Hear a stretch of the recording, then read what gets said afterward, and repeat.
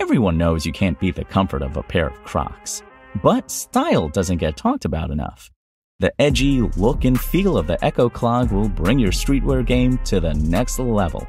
Plus, there are tons of new and exciting colors that'll match the look you're going for. It's time to bring the heat and build your look with Crocs Echo Clog.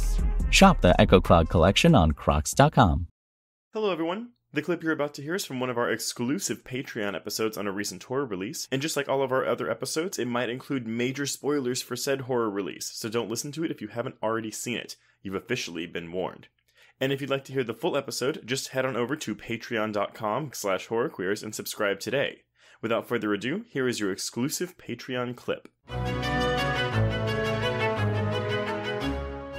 I walked out like, oh, maybe it's like a 3.5. And the more I've sat with him, I'm kind of like, oh, like, I actually don't find it that memorable. Like, I think Ty West, like, shoots the hell out of this movie. I think the aesthetic is really, really pretty. But the script is so lacking for me that this is not a total wash of a film. It's not even a wash, I would say. But it is, I'm going to say, a massive disappointment.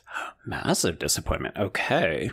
Yeah, this is an interesting title, right? Because I feel like both of us we were invested. We've obviously seen the two previous films. We'll remind everybody about our thoughts on those in a moment, but I think we were kind of excited for this. You know, yeah.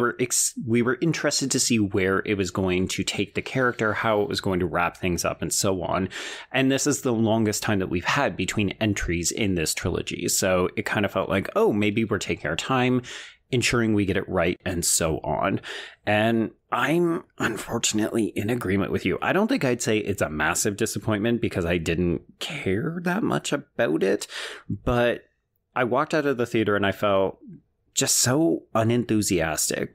It felt like Ty West didn't really care. Like, he wasn't super excited about anything. So we just threw a bunch of shit on screen and said, okay, well, I guess that's that.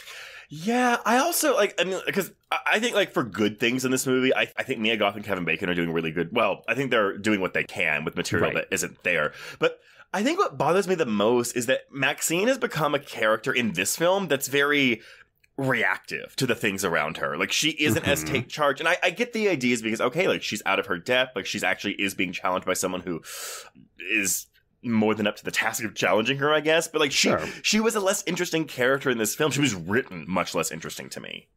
Yeah, there's also a lot of characters. It doesn't feel like most people get much of anything to do. You know, we were all very excited about this cast, and then so few of them show up for more than a scene or two. Yeah, we'll get into how little, folks like Halsey get to do. Oh, y'all, if you saw the trailer for this movie, you have seen Halsey's scene in this movie. Same with Lily Collins, to be honest. Yeah. So I think part of that adds to my disappointment.